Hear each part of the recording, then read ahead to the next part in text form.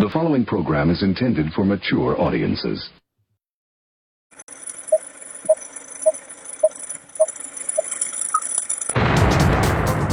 Rudy's Revelation.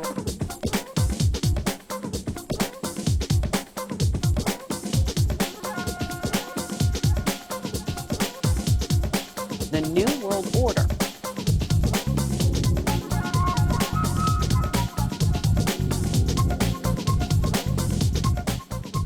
Hey everybody, welcome to today's episode. It is April 24th, Thursday. Welcome. All right, so Trump yesterday said they're dealing with China. The U.S. is dealing with China in negotiations with China. The markets went up.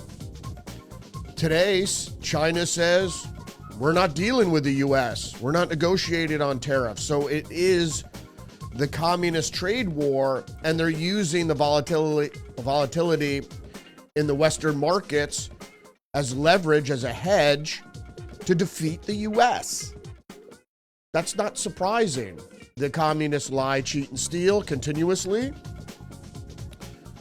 And so they're going to use this chaos to their advantage. Stay the course. And my guess is next month's inflation report will be even lower. That should trigger a interest rate reduction, hopefully, and things will turn around. So, you know, if you're a Trump fan or if you believe in the administration and the decoupling from communist China, we've got to stay the course. All right, so we got a lot of headlines to get through. Let's get down to it, shall we? In the headline countdown for today, Thursday, April 24th.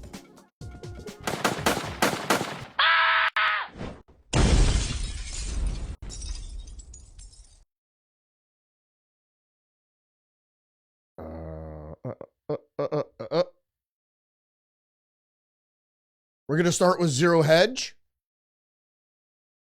China dismisses reports of U.S. trade progress as fake news. Where have you heard that before? Demands removal of unilateral tariffs before negotiating table. So they're trying to tell us, well, you need to bring down the tariffs before we come to the table. They're not going to come to the table. There's no impetus for China. China has staying power in these negotiations. So they're at war. The way they consider it, they're at war with us. So they want to defeat the U.S. So they're going to use this as a way to defeat the U.S. As I mentioned just previously, staying the course is the way. Now, the businesses will come around if you want to affect the market less. Sure, you could lower tariffs, but the objective needs to stay the same. The AP is reporting China says there are no negotiations with the U.S. over tariffs. If they were, they would lie. If there aren't, that's not surprising. I'm sure there are inquiries, but this is war. If you don't know it's war, it's fifth generational war. At this point, it's economic war. And the Chinese have been in economic war with the U.S., and the U.S. has cowered with their tail between their legs because of the investment in China. Investment in China should have never occurred, but if you know like I do, the Soviet Union was set up by the merchant class, and so was China and the rise of China. Actually, the communist Chinese were put into power by the CIA, previously the precursor to the CIA, because of the investment class, the merchant class, and then were capitalized upon by the merchant class because they were upset with the Soviet Union. None of this is surprising. Wall Street Journal is reporting China bets Trump will back down on tariffs. Chinese officials call for full repeal of levies and dismiss suggestion that trade talks with Washington have begun. Again, they're in war, so they're going to use this as leverage. They don't want for the United States in trade to get the upper hand or economically to get the upper hand. They were using an economic war of attrition over years to buy up the debt, the American debt that liberals keep winding up. I mean, it wasn't just liberals. I'm sure it was Republican administrations as well. But the Chinese always look at it as we're in a state of war, and they will always try to get the advantage. And if you read Sun Tzu, The Art of War, you'll know exactly what they're doing. So this is a war of attrition over long periods. The Chinese, the communist Chinese, have a 100-year plan. And what do you think is included in that 100-year plan is the defeat of the West, and particularly the United States. Why Americans don't have that mindset, I have no idea. So in the midst of all this, One America News is reporting Governor Hochul of New York and the Attorney General of New York, Letitia James, joined lawsuit against Trump over tariffs. Well, this is just ridiculous because basically what you're doing is you're siding with the Chinese. Now, you don't want to go full McCarthy on the nation, but there certainly should be a gauntlet that's thrown down for the merchant class in the United States, the corporate class, to say, you're either with us or against us. And that gauntlet should have been thrown down a long time ago. And certainly, corporate charters should be reconsidered because they're supposed to be to the benefit of the nation. So now you have corporations poisoning the populace and siding with the United States' adversary. So Governor Hochul, communist, Letitia James, enemy of Trump. Of course, they're going to sue Trump. This is well needed. I mean, you don't want to adversely affect the economy, but Trump has been talking about tariffs for some time. Why people didn't change their 401ks or change their stock portfolio considering what was about to happen. So the people that lost, the small investment class, the retirees with 401ks, etc., IRAs, should have considered what was going to happen, or their financial advisors should have warned them. The other people, businesses and corporations that are invested over in China, it's harder for them to extract because they have facilities over there and they have transportation, conduits, etc., that they have to unwind. But everybody knew this was coming. I don't have investments in tech, which rely on China. So, I mean, tech market is good. You certainly make money off it. But just to stay pat when these tariffs were approaching, this decoupling effort, we knew this was coming. Just the News is reporting Treasury Secretary Bessent says IMF and World Bank aren't doing their job. Indeed, they're not. The globalists, as many people call them, the internationalists, the global elite, the socialist elite, they're the ones that occupy the International Monetary Fund and the World Bank. And they're trying, and just like the European Union, they're working against the United States and Trump because they don't want populists. They want, as that's always been part of the conspiracy, is the synthesis of communism and capitalism. But the thing about the synthesis, it's not a cohesive melding. It's top and bottom. So it's capitalism for the merchant class, corporate class on top, and socialism for everybody else, the 85 to 90% of the bottom, will have to live on a stipend that is distributed by the government, which is going to collect taxes from the wealthy, and the wealthy will gladly pay it so they can suppress or oppress the populace. And that's the idea, and that's what COVID got us ready for, is ready for the culling, because as we're going to see later today in some stories, that the AI robotic nature of industry is going to displace all human employment, etc. But what we know now from the post-millennial is the IMF says the U.S. deficit will drop as a result of Trump tariffs. In a report released Wednesday, the IMF forecasted that the overall federal deficit will fall to 6.5% of gross domestic product next year. That's good. So even the IMF is not helping us along, helping the West decouple from their ideological adversaries. They are calling it right, and that's one of the things about the trade war that's important, is to lower our trade deficit so there's less money going out and more money coming in. Because it's not just money that's leaving the country and going to China to build up their military and their imperialism, but it's jobs as well. And this was all laid out way ahead of time, the used communist slave labor, just like we did with the Soviet Union, for the benefit of the corporations. Because you don't want to pay American workers a living wage. I'm not going to digress into unions and overcompensation and so forth and so on. So unfunded liability pensions, etc. Next article up here is from Reuters. Americans sour on Trump's handling of the economy. Reuters Ipsos poll finds. See, do I have the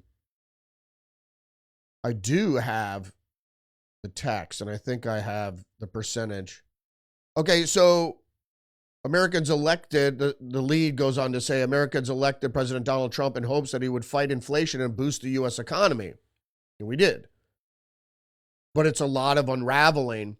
That's going to take some time. But as he approaches his 100th day in office, they're giving the Republicans poor marks for his handling of both. Now, this is what's driving Trump's easing, because he wanted to go to his 100th day. And just like he looked at the bond market for how much he could push it, it's the same thing. He's looking at approval rating at its 100th day mark is where he is. Now, he's in for the next 3.5 years regardless. It goes on to say Trump has kicked off his term with an aggressive economic agenda, which is well needed, sparking trade wars as he slaps tariffs on major U.S. trading partners. What we have to understand, you're not trading with the U.S. per se. You're trading with U.S. corporations. There's the difference with a socialist country, it is the state that's trading because they own majority stake in all the companies in China. So China is trading with U.S. corporations, and the U.S. federal government is deciding what those trade policies will allow. So it goes on to the poll to say just 37% of respondents to the 6-day poll that concluded on Monday approve of Trump's handling of the economy, down from 42 in the hours after his January 20th inauguration, when he promised to supercharge the economy and bring about a golden age of America. Do you think China... The funny thing about a golden age is gold, in reference to China, it's got specific meaning. But the golden age of America, not China, the reading is well below that at any point in his first term, when it ranged from the mid-40s to the mid-50s. The point being here is that people don't understand economics, they don't understand the objectives, and they don't understand real economic indicators. There's some bad news that I'm going to get to coming up, but I'm going to explain why that is. But the economic indicators are good. Core inflation is going down. Unemployment is going up, but that's a good indicator of inflation. But job numbers are up. Mortgage interest rates are going down, and price commodities are going down. Gas, food, etc. All right, let's switch gears here for a minute, and because there's a lot in flux here. So let's go over to other international news. from One American News. With Trump's final offer on the table, Vance warns of U.S. exit from Russia-Ukraine talks. I think this is outstanding. I think we should abandon Ukraine. For anybody that knows really what's going on in this foreign policy issue, and people that talk about Putin's invasion, first of all, it's not Putin's invasion, it's Russia's invasion. And people that say that he wants to reconstitute the Soviet Union, which is fantasy. It's not fantasy from the Russians' point of view. It's fantasy to even talk like that. The Russians never said that. They're not concerned with that. They're concerned with preservation. And for those who talk about this issue without mentioning NATO as the aggressor here, that's the whole reason that Putin invaded in the first place. Why do you think he rolled into Crimea in 2014 right after the coup in Ukraine? The color revolution, the second color revolution in Ukraine, which was obviously provoked by Western interests. And what was it about? It was about whether Ukraine was going to go with the West or go with Russia, which has traditionally been aligned with Russia. And I'm not saying they don't have the right to do that. Of course, if they want to go with the West, it's fine. But then the West, particularly the International Monetary Fund and other lenders, which were going to take on the debt of Ukraine, they wanted some reassurances about corruption because Ukraine is traditionally corrupt. And so that's where Biden comes in and Burisma and all these other things. New York Times is reporting Trump pressures Ukraine to accept a peace plan that sharply favors Russia. Indeed. The Trump proposal would freeze territory along the current front lines of Russia-Ukraine conflict, which Ukraine has rejected. Ukraine has no cards. How? I'm asking, how are you going to leverage peace as a way to eject Russia from their current territorial gains? You can't do that. Why should they give? They're not going to give up that territory in the peace process. There's no will, at least particularly from the populace of the United States, to continue a war of attrition for 10, 20, 30 years against Russia. Why? Russia created a buffer zone and to protect Crimea, which in itself protects their Black Sea Fleet, because of NATO expansion. So the open talks of Ukraine joining NATO says, well, if Ukraine is going to join NATO, that we need a buffer zone. We are not going to have intelligence listening posts right up on the Russian border and or NATO missiles right up on the Russian border. And I don't blame them. So the only way to peace is to drive Ukraine to the peace table, to the acceptance, by not funding the war. And I don't want to fund the war. I can't give two shits about Ukraine. The issue is the West expansion. And the idea is to topple the Russian government, just like they toppled other governments that aren't aligned with the West. Just like they canceled the Romanian elections. Just like they banned or tried to ban the AfD. Just like they banned Marine Le Pen in France. Because they're not aligned with the objectives of the globalists in the West. And the globalists are made up of the merchant class, the corporate class. What do they want from Russia? Well, they want what Russia has, mostly natural resources. But also they don't like closed societies because the closed societies can't be infiltrated by, corporate and other interests. Postmillennial is reporting Trump signs executive order requiring universities to disclose large foreign donations or risk federal funding.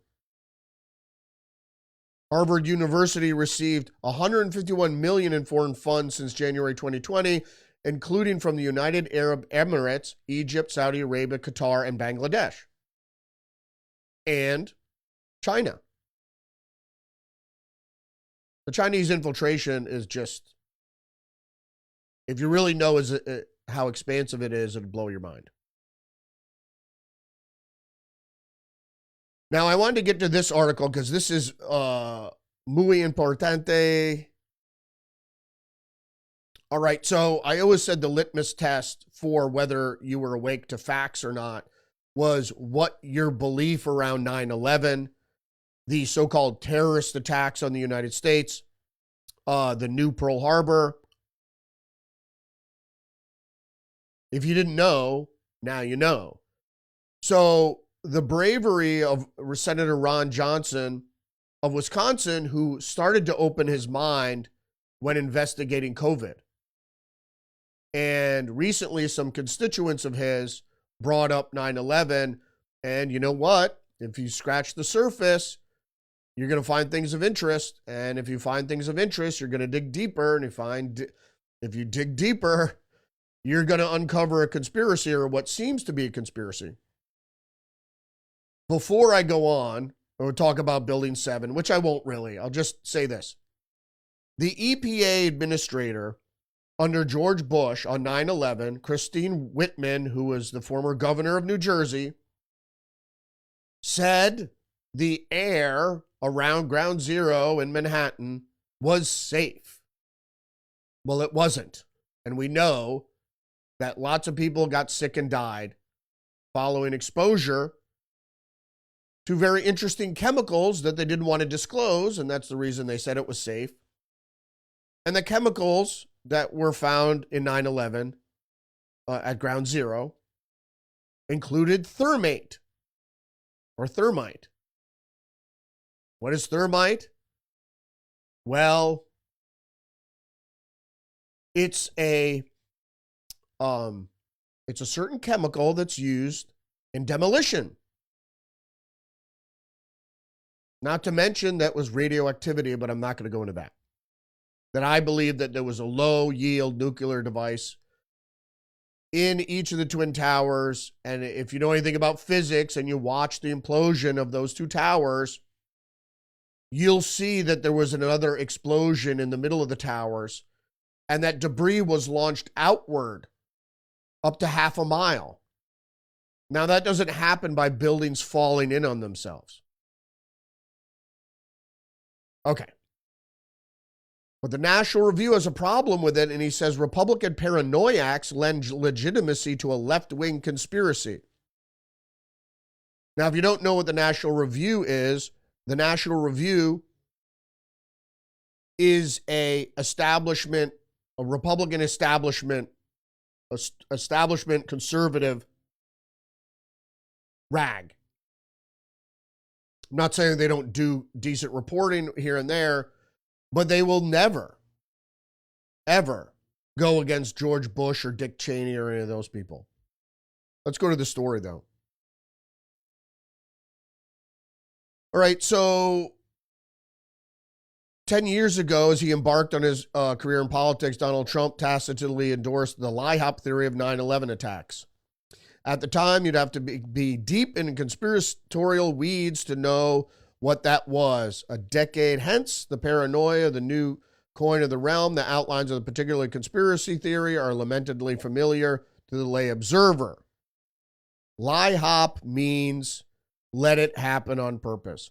Now, that is the most, I would say, less conspiratorial version of events, that they knew that terrorists were going to attack the World Trade Center and let it happen.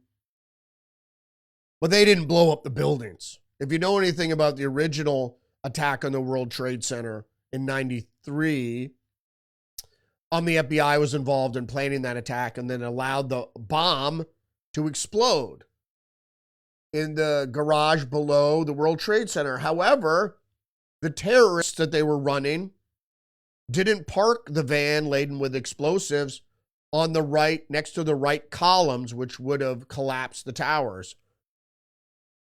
structurally collapse the towers. They parked it somewhere else, and so nothing really happened.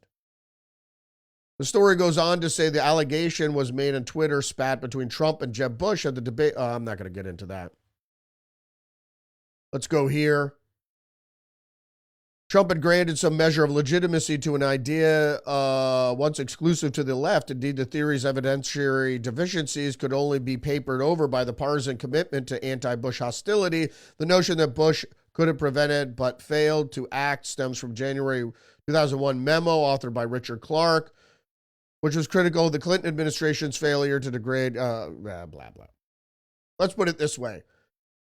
Condoleezza Rice said there was no way we would have known that they would use hijacked airliners as missiles. That's not true, because when they took an al-Qaeda operative into custody, I believe it was in the Philippines, that he had written plans on him that depicted hijacking airliners and using them as missiles. And so I knew it at the time, and they knew it at the time. So they were acting irresponsibly. In any case, 9/11 was indeed an inside job because the towers were brought down through controlled demolition, as was Building 7, which wasn't even hit by an airplane. And if you know anything about demolition of large structures like skyscrapers, it takes at least 2 weeks to rig it with explosives. If you were going to rush it, maybe you could do it in days, but you couldn't do it in an afternoon. It's physically impossible. Now, we know it's controlled demolition by physics, but also by the presence of thermite at ground zero. Say no more. So to look at this and to say that it was what they said it was, when what NIST said it was, pancake theory and all that stuff, was wrong. So the National Review is reacting to Ron Johnson's bravery as being the first major politician, federal congressman. Well, shit, not since, what was her name?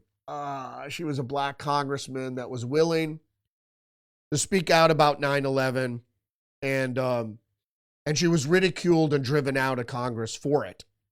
So I have to give it to Ron Johnson for following this thread and pulling on it. We all should. And not just with 9/11, but with Kennedy, with MLK assassinations, RFK assassinations, Gulf of Tonkin, U.S. Liberty. I mean, it goes on and on. The conspiracies don't just start at 9/11. It's a matter of course in national event to create a catalyst for action. Okay, let's move on to another subject, though. Post-millennial Washington State Dems move illegal immigration criminals to top of the list for commutations pardons to help them avoid ICE. All Republican lawmakers voted against the bill, while only 7 Democrats opposed it. So what is the bill? Well, let's get into the lead, shall we? Post-millennial states. Washington State passed a bill on Tuesday that would move illegal immigrant criminals to the top of the list for pardons and commutations. This is as the Trump administration enhances the nationwide immigration enforcement efforts. House Bill 1131, introduced by Democrats, passed with a vote of 50 to 46. All Republican lawmakers voted against it. The text of the bill reads, if a petitioner indicates in the petition an urgent need for a pardon or commutation, including but not limited to a pending deportation order or deportation proceeding, the board shall consider expedited review of the application. Why? Why?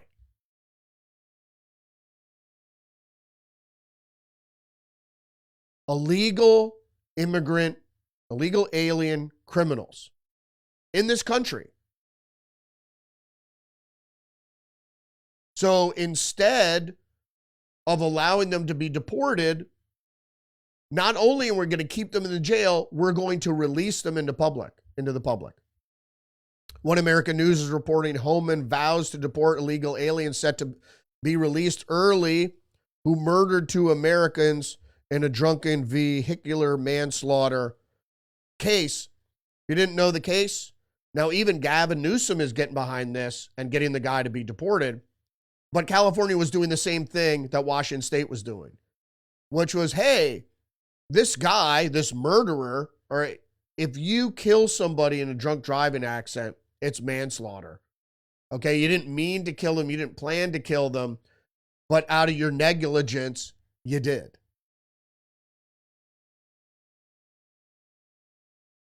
The point being with illegal aliens that drive drunk and kill people, it happened in my state, it's like a few a year, is they shouldn't be here in the first place. So if they weren't here, they wouldn't have gotten drunk here and got behind the wheel here and killed people here. So yes, it's illegal for them to kill, and other United States citizens kill people while driving drunk. Yeah, it's true. But the point being is they shouldn't have been there. It's like a person that kills somebody in a motor vehicle accident who doesn't have a license. The reason that's serious is they shouldn't have been driving in the first place. And if they didn't drive, they wouldn't have killed anybody. So anyway.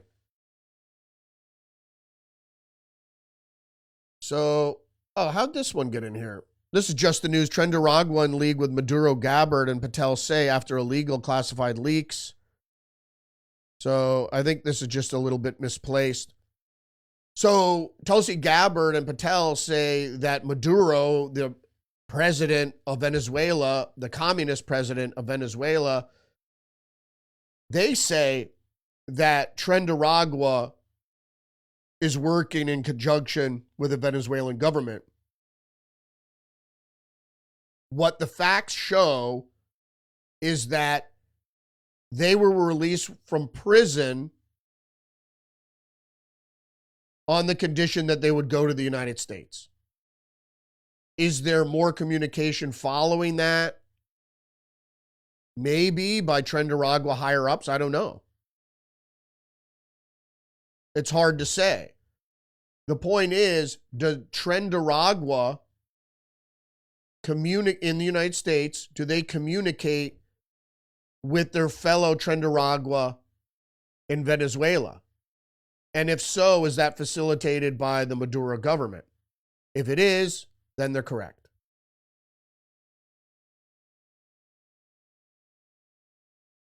Yeah, and just looking at the article here, over the weekend, the Washington Post cited unnamed people familiar with the matter when reporting the National Intelligence Council drawing on the acumen of the U.S. 18 intelligence agencies determined in secret assessment early this month that the Venezuelan government is not directing an invasion of the United States by the prison gang Nicaragua. Well, 18 intelligence agencies determining that based on what? You know, the state controls the prison in Venezuela. How do you know that Maduro didn't talk to prison officials and release these people with the condition, with a quiet whispering of prison officials that said, if we let you go, you have to go to the United States? Oh, because you don't know, that doesn't mean it ain't so.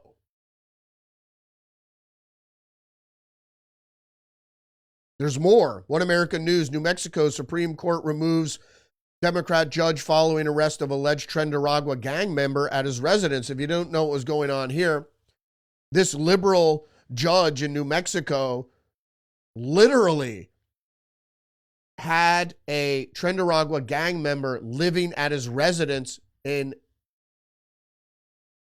for the reason of avoiding deportation. Now, this is what I wanted to get to, that the legislature in Washington missed. In the state right next to Washington State, Oregon, 46 Honduran nationals working for the Sinaloa drug cartel arrested on drug trafficking charges in Portland. The fentanyl seized in this case could have yielded over 1.5 million lethal doses, enough to kill everyone in Portland twice. Honduran nationals, that means they're illegal immigrants, Or maybe some are here legally, hard to say. Let's get into the story to be sure. Federal and local law enforcement agencies arrested 46 Honduran nationals on drug trafficking charges in Portland, Oregon, following an extensive joint operation to disrupt open-air drug markets in Multnomah County. Authorities seized an array of illicit drugs, firearms, and cash. The Honduran nationals were reportedly working on behalf of the Mexican Sinaloa drug cartel, designated foreign terror group. The DEA Seattle Field Division said that the apprehended Honduran drug traffickers flooded the Portland area with deadly fentanyl and other drugs. The enforcement operation that netted 46 arrests occurred in the first 4 months in 2025. Doesn't say whether they're illegal. Doesn't really matter. They're foreign nationals here. And like I said, with the Marco Rubio thing and the people that are here studying, is if you're here, you're not an American citizen and you're here legally or illegally, but if you're here legally, you're here at the pleasure of the federal government. So if you do something to displeasure the federal government, then you're out. Here's an interesting story from PJ Media. New York man says he has a right as a Muslim to punish Jews, slashes barber with scissors. The reason I even put this headline in here is the fact is that this is the way of thinking that people have the right to do whatever they want to do, punish Jews. As a Muslim, that's his right to punish Jews. Or if you're here as a Hispanic illegal immigrant, you have the right to deal drugs or to drink and drive or do whatever. You don't have the right to do anything.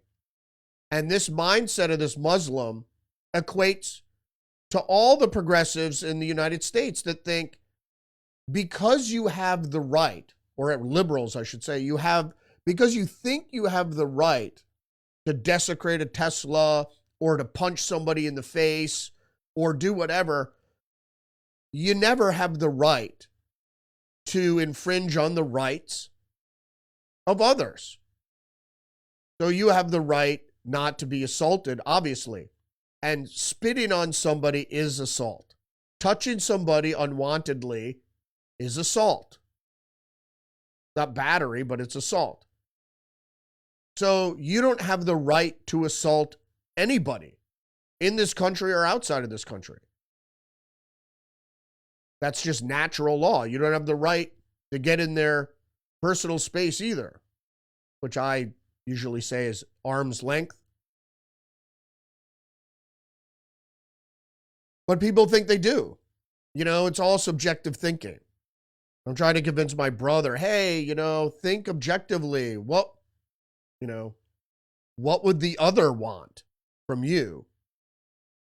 Anyway. The Federalist is reporting 4 admissions of Social Security fraud in April alone show the waste and abuse are real. This doesn't change the fact, because the corporate media and so-called experts say, what Elon Musk found, that's just a glitch, it's a coding quirk. People that aren't collecting Social Security at 250 years old or whatever. But it goes on to say, but what does not change the fact that unusual Social Security numbers marked as live are ripe for fraud. What do they do with Social Security numbers? Well, you could commit fraud. I just want to pick out one of the many cases they outline here. On April 9th, Mavius Redmond of Austin, Minnesota, pleaded guilty to committing Social Security fraud for 25 years, roughly half her life. Redmond, 54, collected more than $360,000 in Social Security payments intended for her mother, who died in 1999. On multiple occasions, Redmond impersonated her deceased mother to keep her fraud scheme going. We don't have to go any further. There are hundreds of these cases, 100,000, 300,000, 800,000, 900,000, close to 1 million. There are fraudsters out there, and it's not always organized fraud, although that exists also. But the organized fraud is so well nested that you can almost never get to who's collecting the checks. But this kind of individual fraud exists, and the people aren't as savvy, so they end up getting caught. This is a strange story from Just the News. EPA head demands answers from company putting sulfur dioxide into the air to address global warming. It's called geoengineering. Puts potentially harmful pollutants into the air. Okay, so the company makes sunsets, sells cooling credits. The credits pay to launch weather balloons made of biodegradable latex containing hydrogen and sulfur dioxide. According to the company, each $5 credit it sells offsets the warming impact of 1 ton of carbon in the air. So they're trying to limit the sulfur that comes out of chemical plants or manufacturing plants,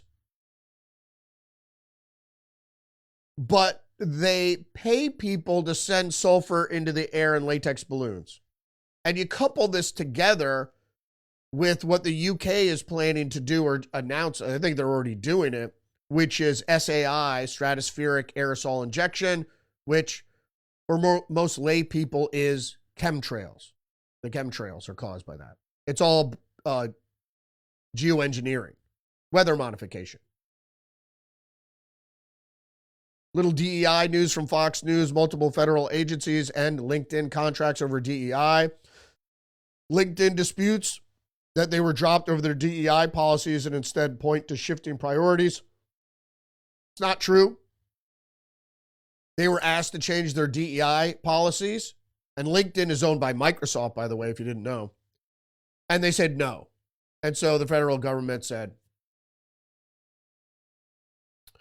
Fox News, again, actress Eva Longoria insists DEI is not only morally right, but also is good business. So the actress joined The View in defending diversity, equity, and inclusion as a moral imperative. Well,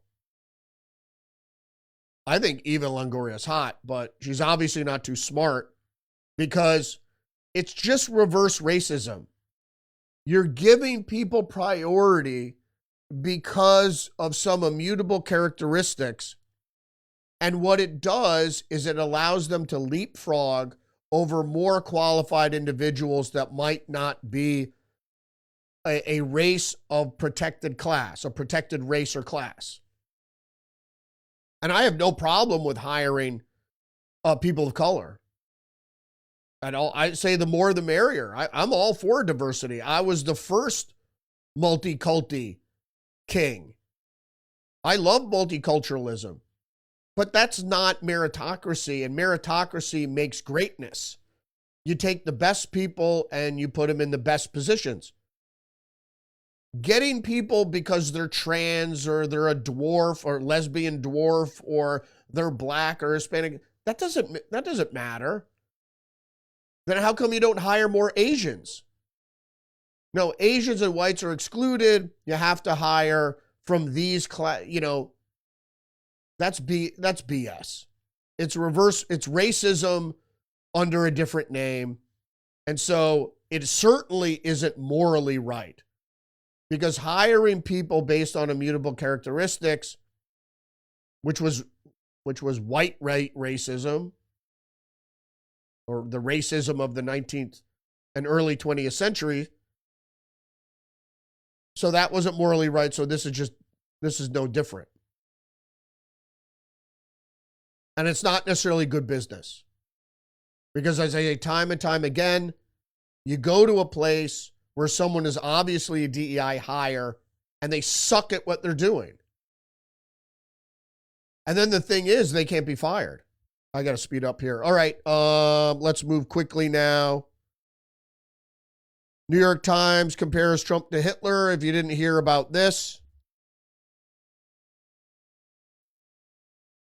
this was a op-ed piece by Larry David. And he compares Bill Maher's sitting down with Trump as having dinner with Hitler. It isn't. And so the New York Times said this was done in poor taste. Telegraph, patriotic, macho, anti-woke, UFC is a haven for the MAGA mindset. Of course it is. There's nothing wrong with masculinity. Does it have to be celebrated? I don't know. And I think it's off-putting for somebody to be, there's guys can be like too much. Like what they do with other guys is it's a pissing contest of masculinity. That pisses me off. There's nothing wrong with being masculine. Tesla owner investor doubles down after receiving hateful Nazi-themed mail. Again, everybody's a fucking Nazi. If you're not a communist, you're a Nazi. One American News Representative Crockett says she's absolutely down for a head-to-head IQ test with Trump, calls Musk an idiot. She's an idiot. PJ Media, Jasmine Crockett says Musk is an idiot, challenges Trump to IQ test. This is the funny thing. I'm just going to jump down to the bottom of this paragraph. Yes, he knows how to hire smart people, but don't conflate that and believe that he's a genius because he ain't. Now, this is the thing with language is, when you're with your friends or stuff, you don't have to use proper English. I don't care about that, or you're with your peeps or whatever. But when you're in public speaking, you should speak proper English to the best of your ability. And that's what I said with Jasmine Crockett all the time, this fucking ebonics thing is, if you're on a talk show and you're saying that you're smart, then be smart enough to use proper English. I'm not saying that you have to do that all the time, but it depends on your audience. Right? I don't use slang or I don't use profanity around old people or young kids, so you just have to change the way you speak depending on who you're speaking to. I don't use profanity really around women either. I'm not saying that you can't. But whatever. I'm not going to dwell too long on that because we only got about 5 minutes. Or 10 minutes, excuse me, the Federalist, why nobody should accept so-called experts' half-hearted reversal on ADHD. I've been saying this for years. We've been wrongly drugging our children for decades, and justice demands that the people responsible for pushing the ADHD narrative receive full and public repudiation, if not legal punishment.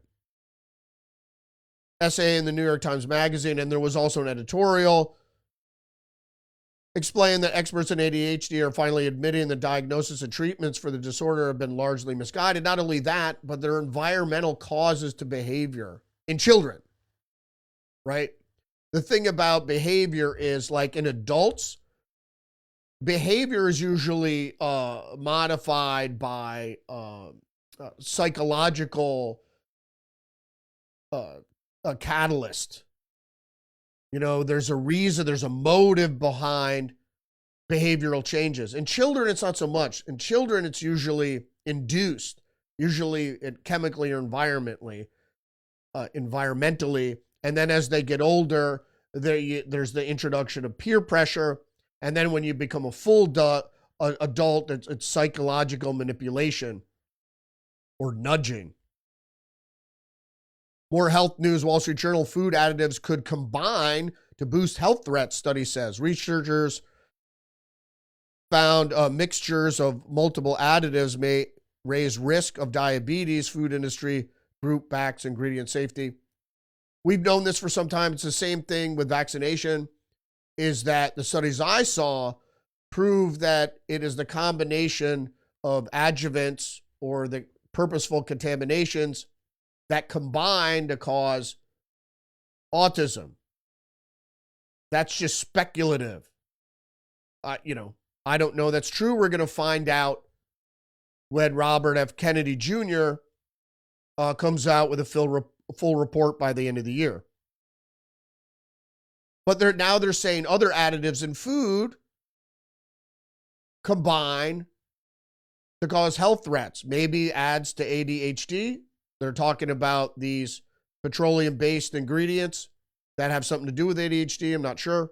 We'll see. Also, RFK Jr. considers removing CDC COVID-19 vaccine recommendation from children's schedules. Kids have almost no risk for for COVID-19, conflating those two things. First of all, the idea that non-symptomatic or asymptomatic COVID spread was a fallacy. Now, there are two things.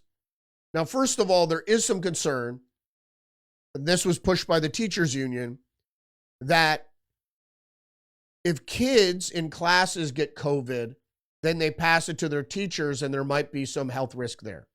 Okay, that may be legitimate concern. But what RFK Jr. is saying is that the health risk to kids catching COVID is limited because they don't have comorbidities, etc. Some kids do. What I am finding out, though, is that catching COVID or taking the vaccine either or produces and could overproduce lipid proteins in your body that could be problematic. The American Spectator. Bernie Sanders, the socialist who scammed America, talks like he's broke. He lives like Bezos, and they're talking about the fact that he spent $220,000 on private air travel during his, his little jaunts around with AOC, talking to people. Yeah, he's a socialist. Don't fly around on private jets. But my biggest problem with Bernie Sanders is that. And the $220,000 might not be spent by him. I think most of the money is coming from the DNC. Again, it's a bait and switch. They're attracting the far left base to Bernie Sanders, to AOC, and then at the last minute, they're going to switch their candidates to an establishment person, and then we're off to the races. And then all the progressives are going to vote for a Hillary Clinton or a Joe Biden. AP is reporting Dick Durbin of Illinois, the Senate's number 2 Democrat, won't seek re-election to a 6th term. Thank God. He's an old school establishment Democrat.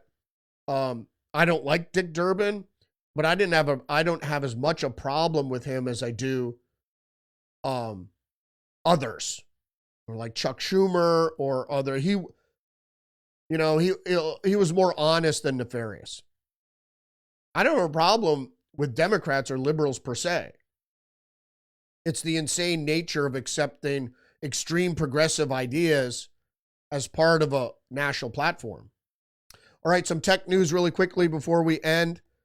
Driverless trucks are rolling in Texas, ushering in a new era. And I'm not going to get too much into the article, but you have to understand is that all the jobs are going away, right? As soon as humanoid robots can do electrical wiring and surgeries or whatever people that need to wander around and do, it's game over. And then it's okay. The government will give you money and you can sit, and eat your poison food and watch TV and be brainwashed before you're called. Because that is the agenda. Texas Chronicle, Houston Chronicle, passengers say they were trapped inside a driver vehicle in Austin. Cars kept honking on us and would not move. What happened here is this woman said a Waymo ride took an uninspected route. The driverless taxi suddenly stopped underneath an expressway and locked her and other passengers inside. This is what you have to have from robots. And it's Eric Schmidt from Google just said it's going to get out of control soon. And then when they have superior AI, generative AI, where they can basically think for themselves, there's no guarantee that they won't be deceitful.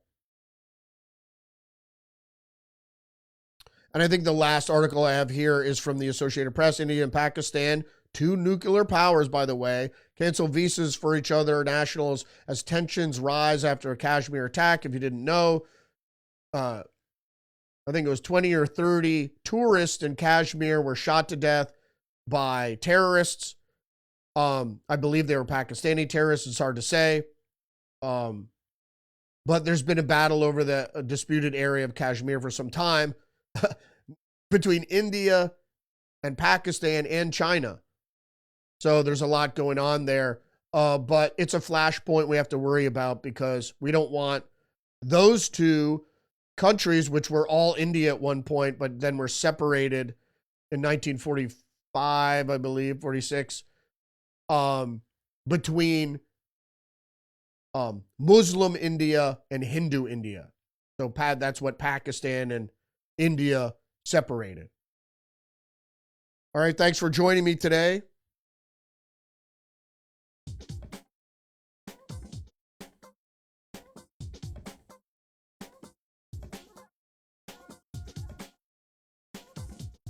Don't forget to engage the channel, like, subscribe, leave a comment. Remember, you're under attack biologically and psychologically. Stay hip to the trick. I will see you tomorrow. Tomorrow is Friday, so we're looking forward to that. Respect. You can't handle the truth.